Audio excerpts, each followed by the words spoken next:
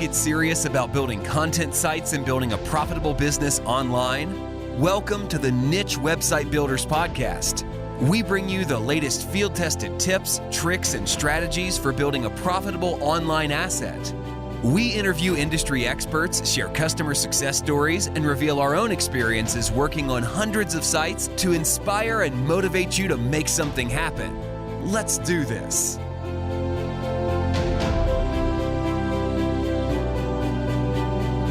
Welcome to the Niche Website Builders Podcast. As you might see, the background's a little bit different. I've finally moved to Austin, Texas, a little bit of a Dear Diary, but you might see an evolving background here on the podcast if you'd like to watch this on YouTube. But today we have Dan, and Dan wants to remain somewhat anonymous, so we don't have his last name for this podcast, but we cover a bit of his background and some of his case studies regarding his foreign language sites in German. So we actually cover one of his old ones that he exited for 95,000 euros, and that was mainly Pinterest. We cover a little bit of Pinterest stuff, a little bit of this keyword research process there.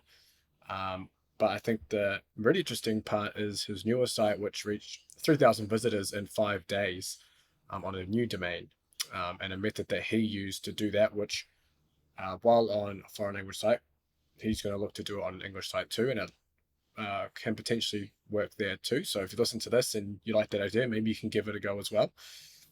It seems like almost like a surefire way to almost shortcut a new domain to getting traffic. And then we cover some little bits and pieces on optimizing the user experience on a website, how he likes to build his category pages and his home pages, about using a quiz as an opt-in, how that essentially 4x'd his opt-in rate. And then we also cover other ways of monetization, especially in countries or foreign language sites like in German, where you don't have too many options outside of display ads. And with display ads giving such low RPMs in those languages, he's looking at other ways of monetizing, such as building a bigger brand and selling its own info products and merchandise. So sit back and enjoy. This episode is brought to you by Niche Website Builders, an agency dedicated to helping people just like you build profitable content sites. Niche Website Builders are the hands-off content site marketing agency you always wished existed. It's run by content site marketers for content site marketers, and they help both investors and individuals alike build profitable online properties. They provide a fully outsourced approach to content creation, link building, and done-for-you website builds, the same approach they use on their own six-figure portfolios. For example, their content packages come with a proprietary keyword research process, are written by in-house native English speakers, formatted using templates proven to convert, and uploaded to WordPress with affiliate links added so that all you need to do is hit the publish button. Check them out at nichewebsite.builders/show. That's nichewebsite.builders/show, and fill out the form to get coupon codes for 10% more content or a 10% discount on links with your first order sent right to your inbox. Okay, welcome to the Niche Website Builders Podcast. Today we have Dan. No last name for Dan today because he wants to remain a little anonymous from his Twitter as well. So welcome, Dan. Hey, nice to be here. Thanks for coming on. I know it's late for you there, so cheers for making the time. But for the people who aren't too sure who you are or about you, do you want to give a brief background of yourself, and we'll dive into some of your case studies? Yeah, I actually teased a bit in my last thread, I guess. I actually was never going to be inside of marketing and was more interested in my creative side and in the fashion sense and stuff like that. And I actually started to study fashion design, but I noticed quite fast that I don't really like sitting on the sewing machine and creating dresses, and I just wanted to let out my creative side, but didn't want to do any of the hard work. But then what I did is started my own first fashion blog, and I was posting the best outfits and the best designs on it, and I got 0 visitors. And that was actually a bit frustrating. So I Googled how to get visitors to your site.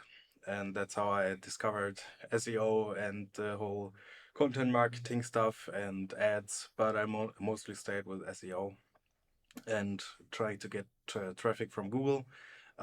Didn't manage to pull it off on the fashion side, but I was hooked on content marketing at this point. and I was just starting sites left and right, like local niche directories, site about liposuction and stuff like Oh that. wow. And some had a little success, some had a little less success, but nothing really took off. And then I started, after I finished studying, I was able to switch. Yeah, I switched to communications design. I don't know if it's the English proper word for it, but that's what it was called. And yeah, and that's when I said, okay, let's give this internet stuff a real chance. And I tried to create a blog and share my all the marketing insights I gathered so far over the last few years. And yeah, and I also was on Twitter then as a different account, I guess. But then I stumbled upon a thread from Chase Curtis. I don't know, maybe he's one of the OGs. He switched niches a few times, but he posted stuff about Pinterest and how easy it is to get traffic from Pinterest right now. And I just said, hey, let's give it a shot. And I put my own twist to it. I mainly said like motivational quotes and very fluffy articles like 5 signs why he's not texting me back and stuff like this. And very easy to produce content. And then I just pushed it on Pinterest, and the first few pins already were like getting visitors to the site. And it's like, oh, that's super easy. Let's focus on that. And I very much doubled down on it. And I put off fluff articles like 1 to 3 a day, and put like those quote pins or images everybody knows from Instagram or maybe even Pinterest.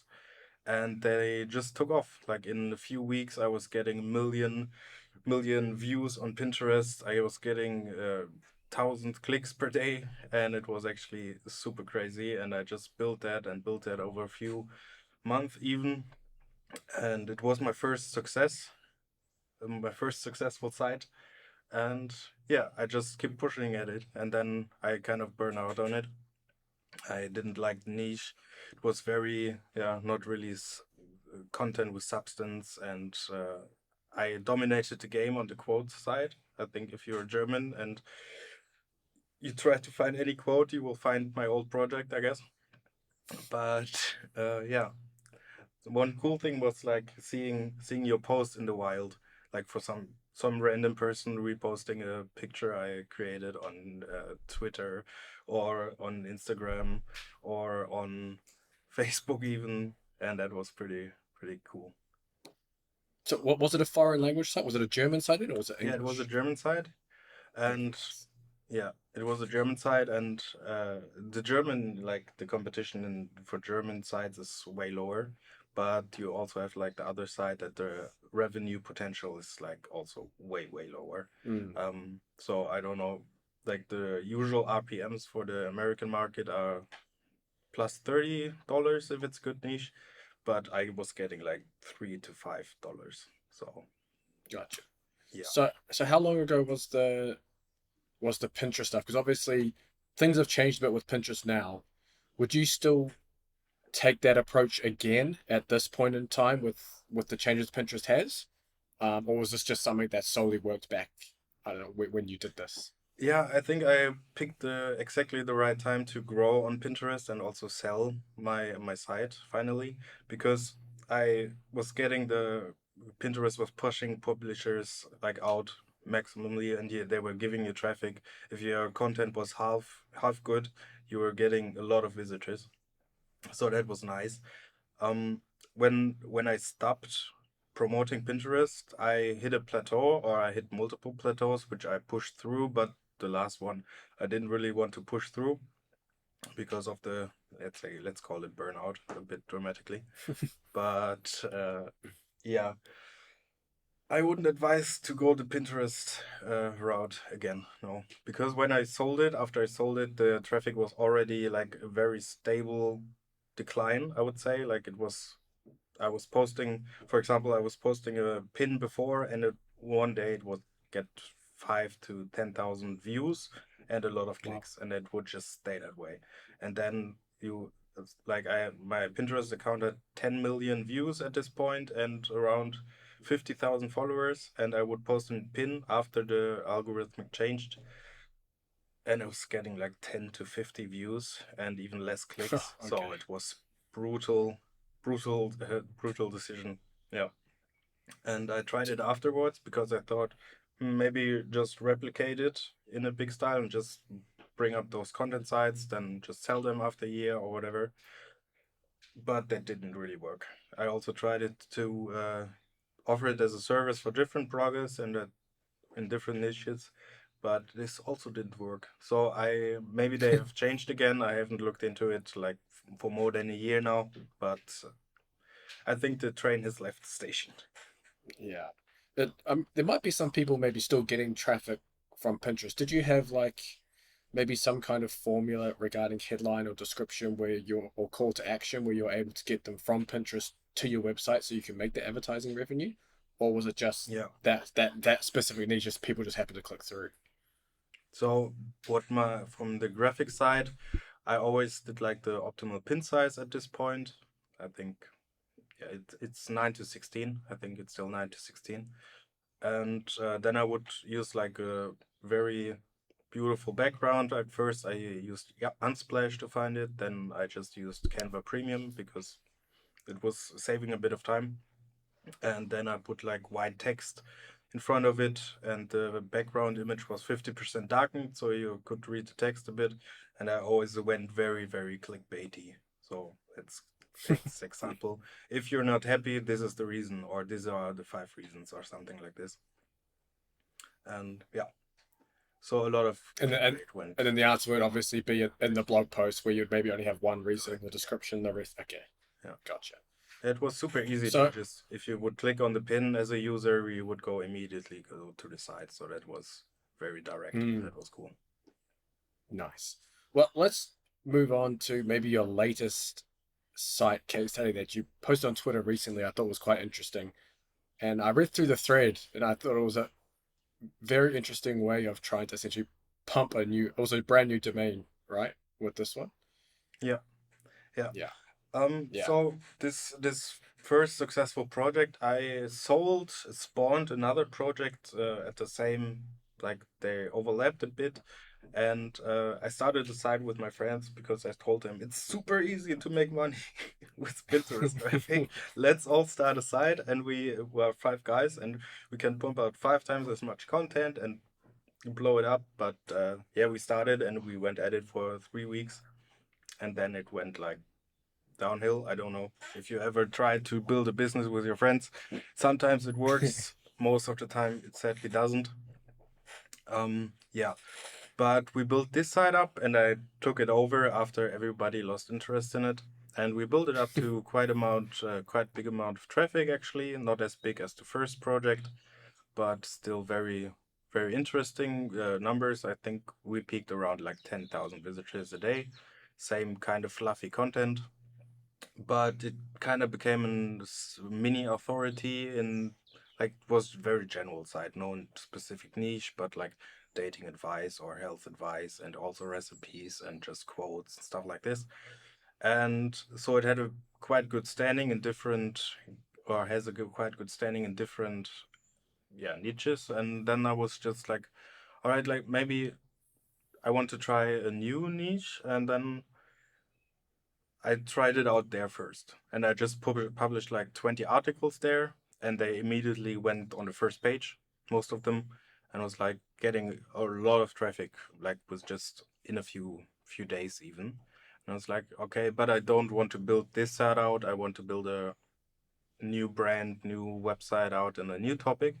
And then I was like, okay, in the past I've switched some articles over from one side to another because I thought they were more fitting on the other sides, and this also always worked kind of well. And all those sides I switched in between had a bit of history and a bit of authority already. And I was like, maybe this also works on a new site because the content is great. I even improved the content. It's better UX.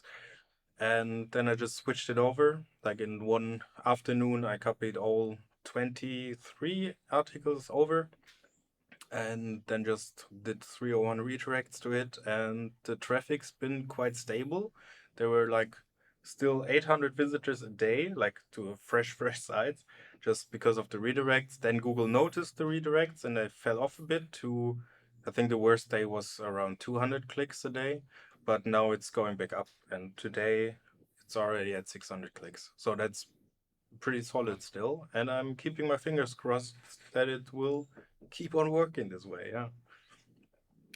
So is this a foreign language site as well, or is this English? And is this traffic to the original site? Was the traffic again Pinterest, or are we talking like SEO traffic from Google, Bing, We are etc.? talking Google traffic actually, like Nice. pure Google traffic. It's also a German project, but since I'm getting quite jealous of the RPMs you're getting in America, I'm also like doubling the content. I produce the content for the German side or the English twin side, and I want to do it both ways, like go hand in hand Nice. and check where I can find better writers for the stuff, and then just translate it over to the other side. But basically, two birds with one stone.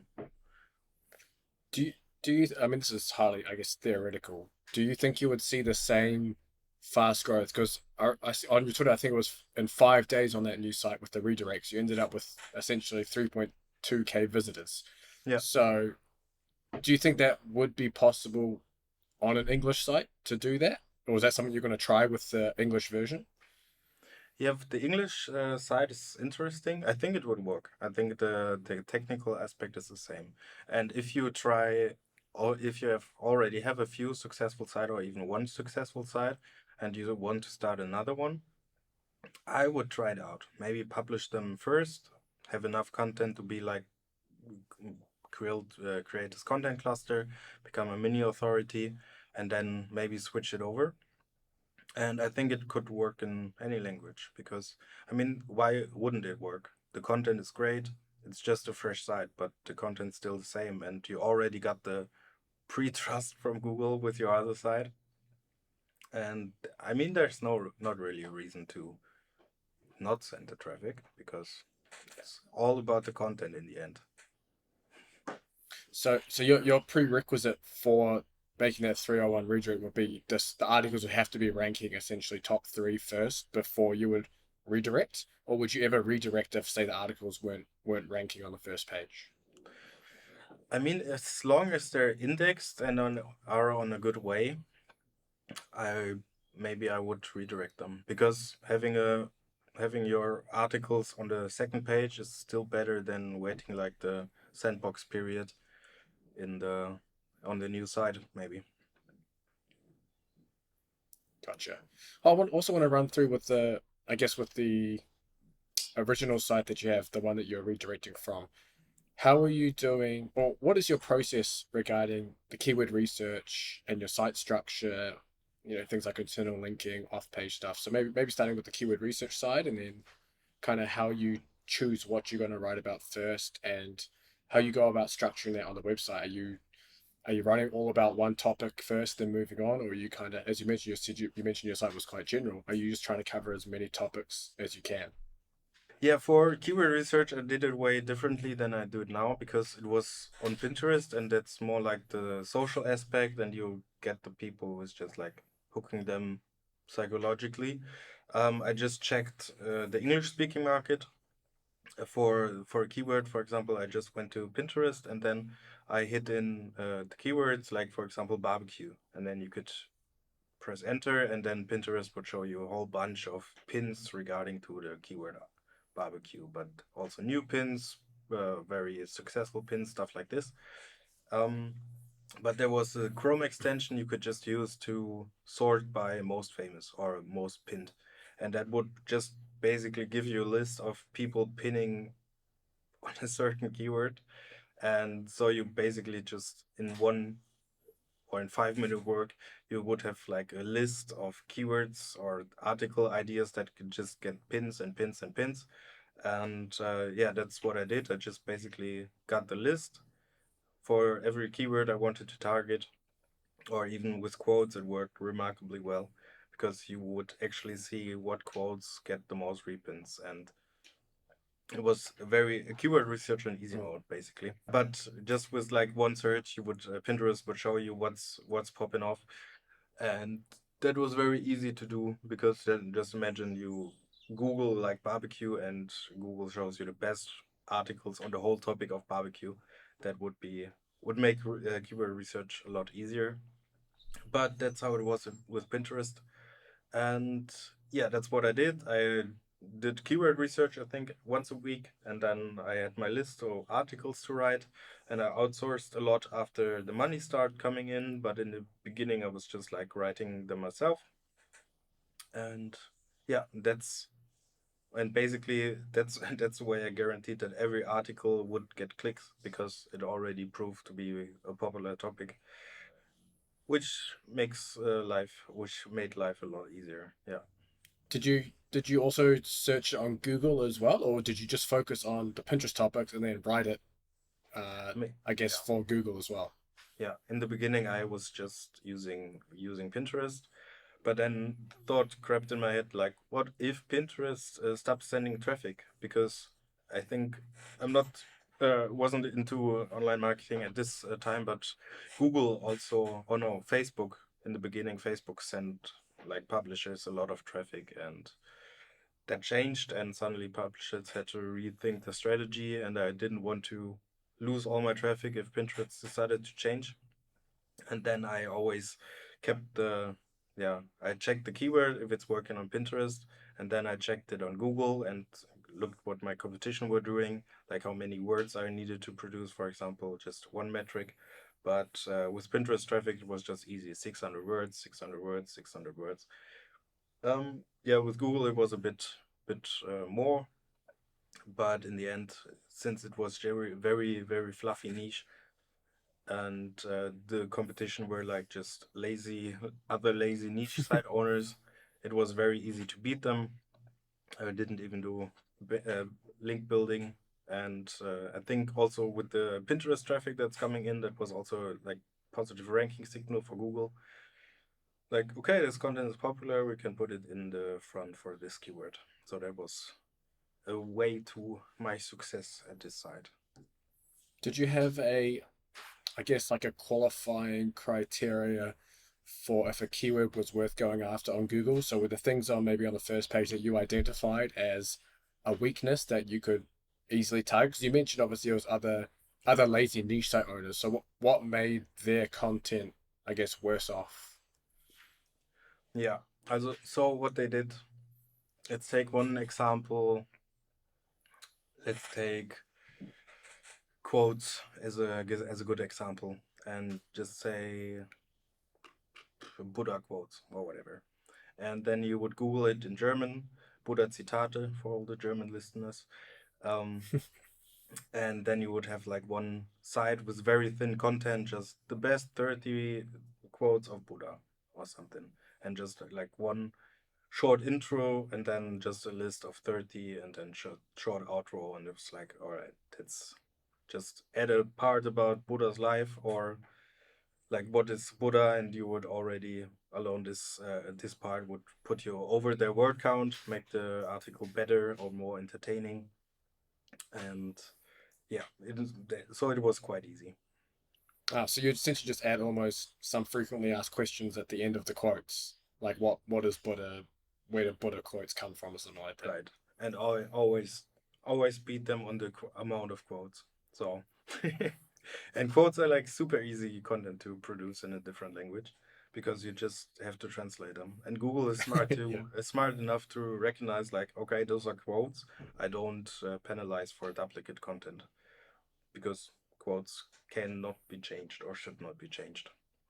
True, true. Were there other topics on that site, say a quote site, or maybe the newer one that was the one you were redirecting from recently? Did you have other topics on that site then that weren't quotes that you would do keyword research for? Yeah, I went into a different. I think it's still in the quotes area, but it was mainly like things to say for after someone lost a person, for example. Like still word phrases you could just reuse, or how to wish your grandmother a happy birthday or stuff like this. It's an interesting niche though. It's like you don't think too much about going into them because I guess they don't really require any kind of expertise. I guess you don't need any authority or trust in it as well. It's just kind of Yeah, having quotes on the page yeah, answering the query. yeah, exactly. So that's easy to produce, but it's kind of difficult to monetize because if you have the Mm, birthday quotes, you can also obviously recommend like birthday, the best birthday presents for your grandma or whatever. But mm, if you have like condolences or just random quotes or like deep quotes, like how do you monetize this other yeah.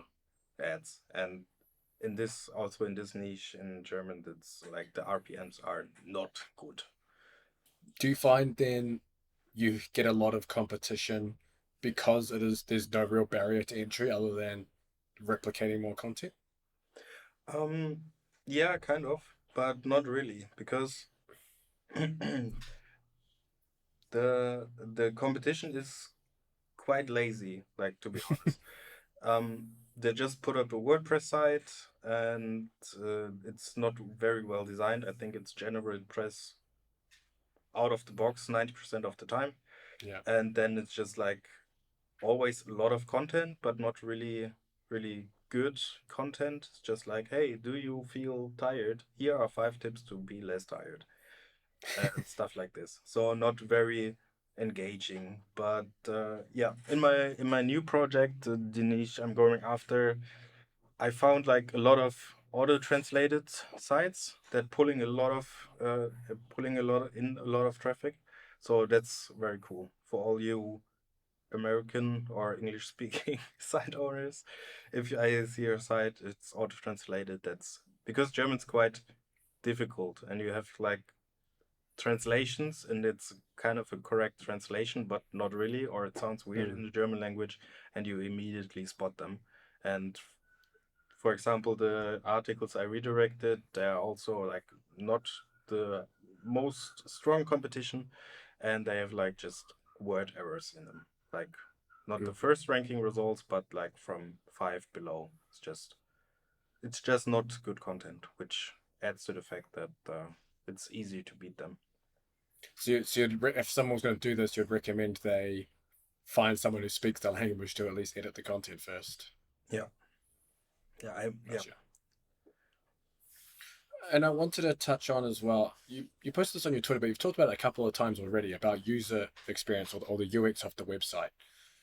So what have you seen, and I guess from your experiences and your opinions as well, what is good a good user experience on a website? So obviously maybe site design is probably one of them, but I guess what I guess it's kind of subjective as well, but what is a good site design on a site and what is an absolutely poor one that you've seen that potentially isn't a good user experience for someone coming from Google searching, whatever it is?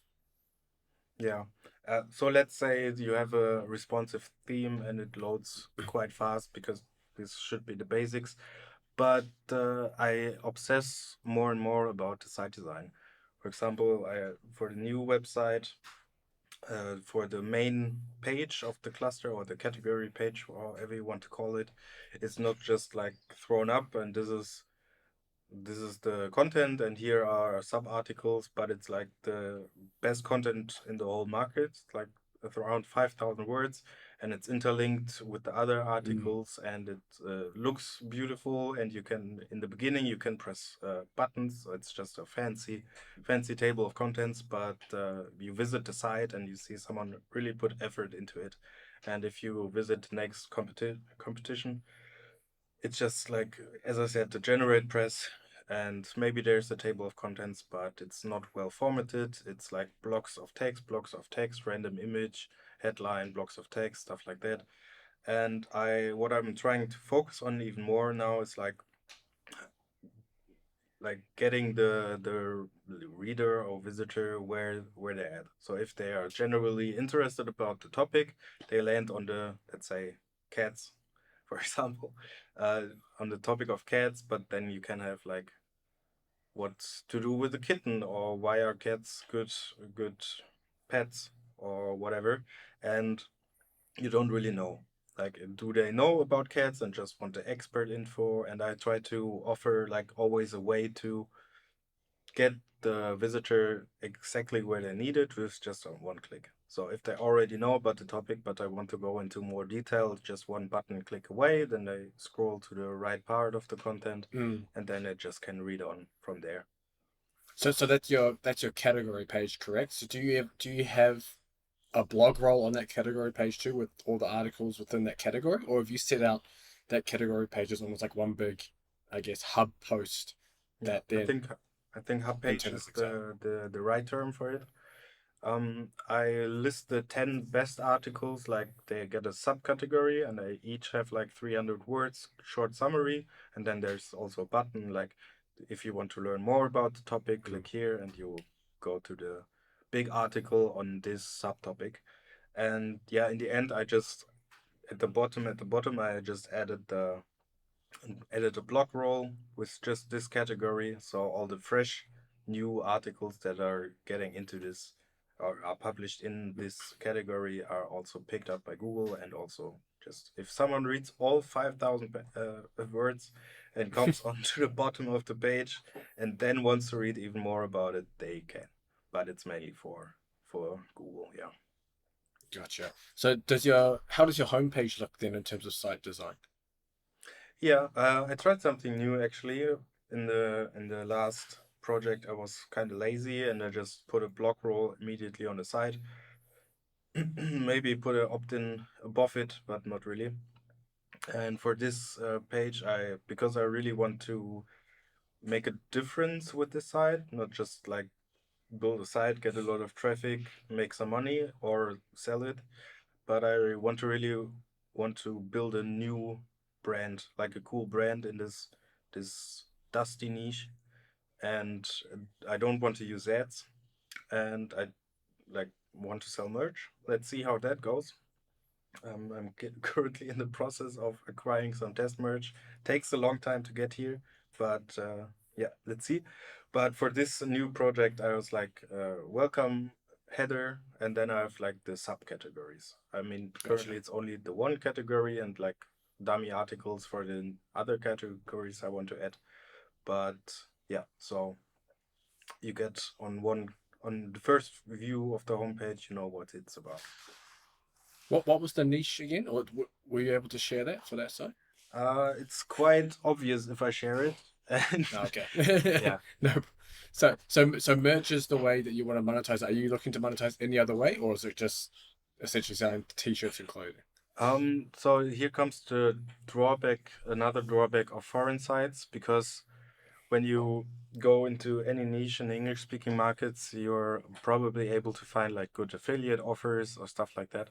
And that exists in the German market too, but like if you see those sales pages, they look terrible.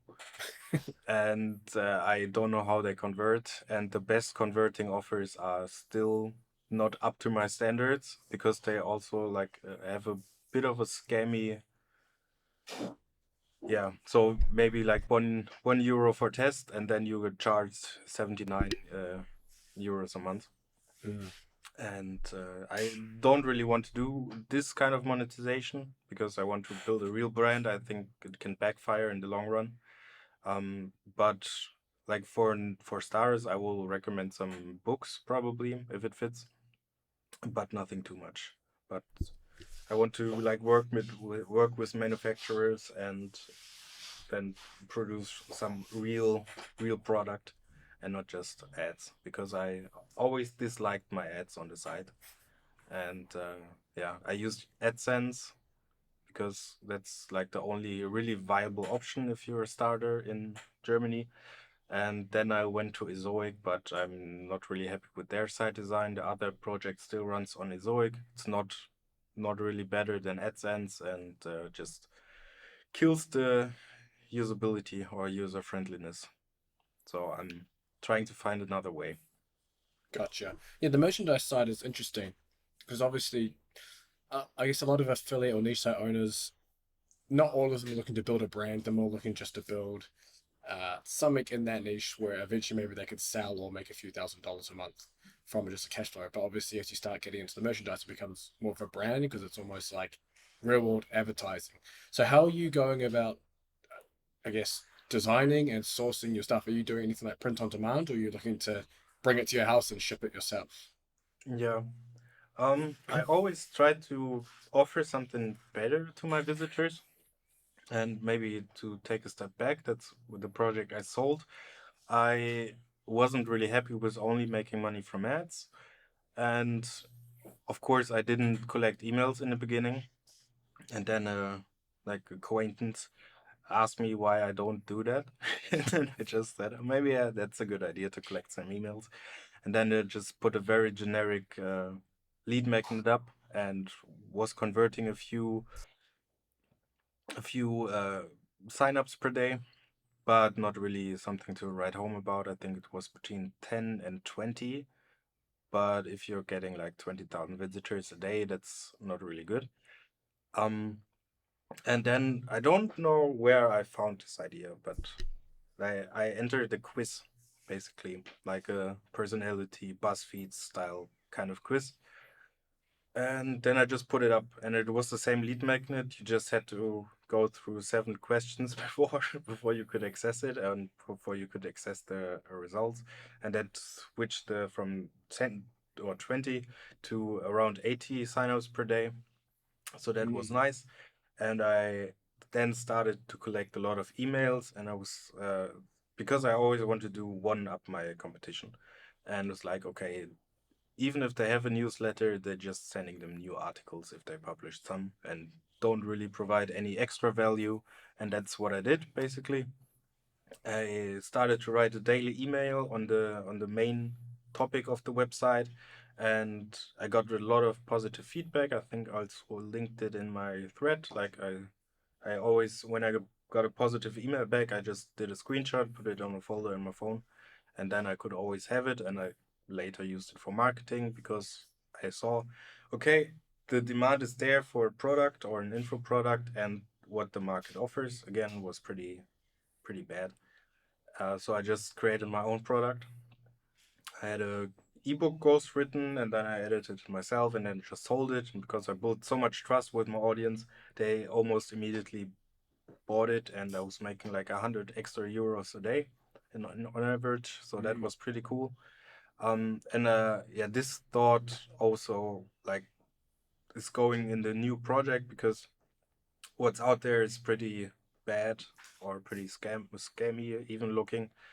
And like the biggest, if you Google the biggest uh, provider of this info product in its niche, it has like terrible Google reviews, like product not delivered, or I wanted a refund, I never heard back from them. And Oh. I could promote it, of course, but yeah, I wouldn't be really happy with doing that. And then that's why I want to build my own stuff, or create my own stuff. And yeah, I still like the idea of building something and not being really in the business, but working on the business. And I have a lot of respect for people who order like 500 pieces of merchandise and ship it from their home.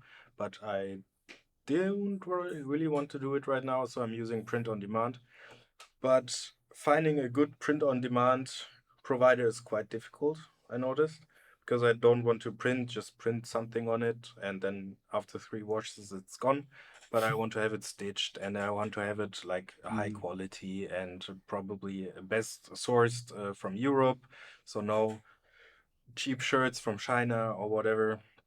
So because I want to build a real brand, and that requires some real building, I think, and real sourcing of products. And I'm this stage of the process right now. And yeah, I will start with one hoodie and see how it goes. Nice.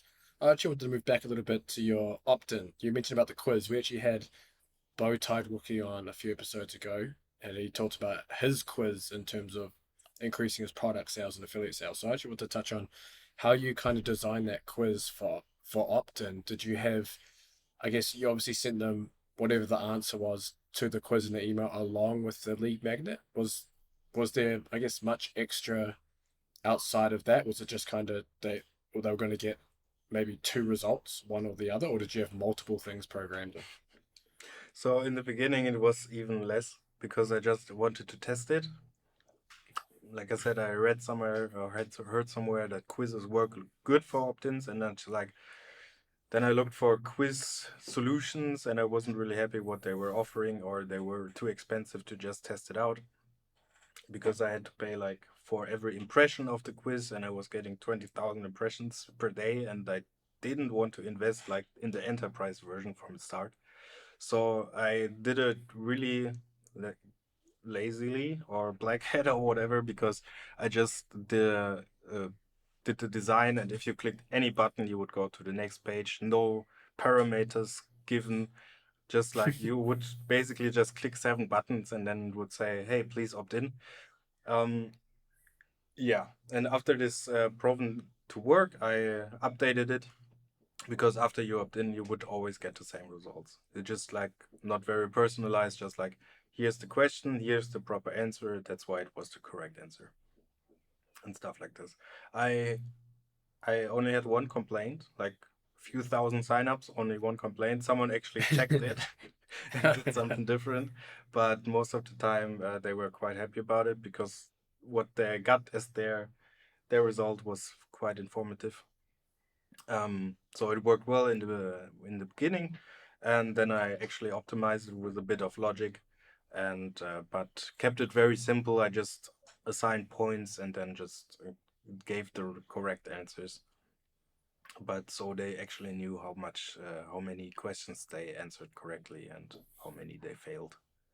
Right, interesting. So it was a quiz almost like every question had a correct answer. It wasn't something like are you, I don't know, male or female, and they pick either one. It was more actual about the niche. Yeah, correct. Okay, so testing their knowledge. That's another interesting way that you're doing the quiz. Um, so how then do you plan to sell your merchandise on the site? Is it purely through the email list, or do you have plans of creating some kind of funnel or call to actions on the website? Yeah, I thought about this too, and I think it could work quite directly. So very direct response, like someone visits, let's say barbecue for example again, uh, barbecue recipes for this summer, and then it's just a shirt, barbecue 2022 or something, and then I just hope the interest will be good enough. I hope my my niche is more better than barbecue or this example, but yeah, I want to first try it very, very easily or very bare bones, because I think, or it's always like my way of doing things, just test it before you invest too much in it. And yeah, and that's, if I get some sales, I will build this out again. And maybe even, I don't really have an opt-in right now. I just like the very basic opt-in. Sign up for updates, and I already got 2 signups, but yeah, no lead magnet, no quiz so far, just content right now. It's just very informative site, doesn't make any money. Yeah. Gotcha. I also wanted to come back to your the 5 day, or the one that was 5 days old, where you redirected those 23 articles to.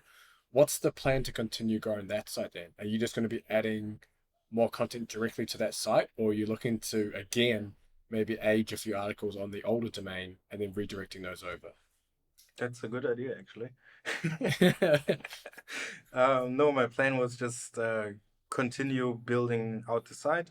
It has now, am I allowed to call out a different podcast? Yeah, yeah. Yeah, I was listening to the Niche Pursuit podcast, and Hmm. I don't really remember the name right now, sadly. But some guest was like saying they were doing well with a lot of duplicate content, and I think Hmm. he used the example of motorbikes, like why is my Honda He was not just on starting? this podcast, Michael Domian. Ah, that's Yes. nice. Yeah, very cool, very cool. Yeah, very inspiring story. I really enjoyed listening to him. And yeah, and I was thinking that's super smart. I should test it out. And then I thought about it a few days and was trying to find an angle with the new niche. I was like, how can I do this? And now I found a way to pull it off, and also already produced the first batch of this kind of content, which is around 53,000 words. And it's Hmm. just the same article changed slightly a few times. and I am wondering how that will go. Mm, This part of the site is not really gaining any traffic so far, but I'm quite hopeful. I got a bit of feedback, like other people doing the same, and it works for them. So I think that's a category my site has to age a bit for. Maybe yeah, I'll keep you posted.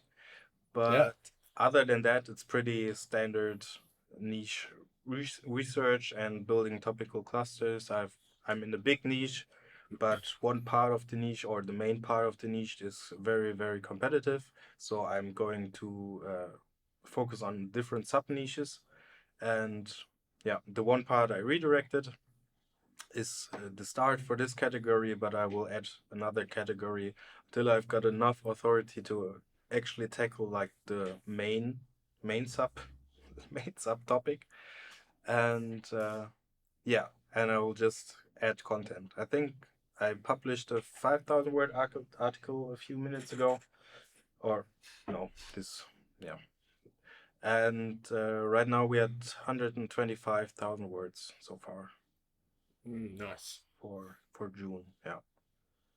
So do you have, because obviously you mentioned, obviously you have your topical, I guess, silos or clusters within your site that are almost different almost, it sounds almost like shoulder niches. How strict are you with your internal linking in those categories? Are you keeping everything, I guess, hard siloed where you're only internally linking within that one category, or you just kind of let it naturally go around the site? Both actually. Right now, I'm just focusing on interlinking inside of the cluster because I don't really have much different or much other content to link to or link from. But I think I will keep the focus on the clusters internally, but also always have like, let's say you have three internal links, two will go to the cluster, one will go to the different article in a different cluster. I think that's my approach. But eh, with internal linking, I'm a bit lazy doing internal linking. Yeah, my CMS allows me to look for words now, which I can interlink. So that's makes it a lot easier. But with my other project, internal linking was just all right. I think I always link to the same 20 articles because that were the ones that were top of my mind, but I really wasn't that much focused on the actual SEO value on it. Are you So ever linking back to the actual category hub page? Are you trying to rank that hub page that you built out that's 5,000 words and has all the yeah, subheadings and stuff? yeah, it's actually a very valuable keyword because it's just, let's say, cat toys, for example, and I would write about cat toys for Bengal cats, cat toys for other cat breeds, and then always link back to cat toys because a lot of people are still searching just for cat toys. Hmm, And yeah, that's what I do. gotcha. Well, I think I've actually asked you most of the things about your current sites and your older sites at the moment. Is there anything else you wanted to add to the conversation? And if not, maybe where people can kind of follow what you're doing regarding your case studies. I know you're posting pretty frequent updates on your Twitter. Yeah. Since I've blown up, my tweet about skipping the sandbox kind of popped off, and I was using Twitter or Money Twitter for 3 years now, but really never thought about growth or sharing what I learned, and the feedback has been super great. Like, and it really motivates me to put out more content, share what I learned, and it kind of works really well. I'm still small in a great scale of things, but I'm very happy. So it's at Saint Vienna, like Vienna the city, and like Saint the Saint. And other than that, I'm always happy for new niche site builders or interested people to have a communication there or discussion, whatever. Hmm. And yeah, other than that, I was just like, keep up the momentum. Like that's the main thing I learned over the last few years. Because if you find something that works and you're like, okay, guess that works, but let me try something different, it's super difficult to grow something successfully. And I think you can do the same or say the same with like a weekly podcast. If you just keep it up, it just grows. And if you keep at it and like publish every day or write an email every day or every week, however you find the time, it's like keep at it. I think there's a nice visualized value graphic for it, but yeah, Yeah, for sure. I mean, consistency is, it's kind of like, yeah, building niche websites and things has a low barrier to entry, but then it has a high barrier to entry in the fact that maybe people start it, but to continue it for months and to continue just grinding, putting things out, that's where obviously where people get lost. And as you mentioned, when you find that thing that works and you have that momentum, then things eventually start to snowball, but probably not in your time frame. yeah, It'll be in its own time frame. yeah, it's super. That's super right. Yeah. Yeah. Well, no, thanks for coming on, Dan. I really appreciate it. I'll get the editors to link up your Twitter in the description too, so people can find you as well. Cool. But thanks for coming on and for staying up, and I really Thanks appreciate for it. the nice interview. No, cheers. Thank you very much. Have a nice day. Thanks for tuning in, and I hope you enjoyed the show. Don't forget to like and subscribe wherever you're listening. Until the next episode, goodbye.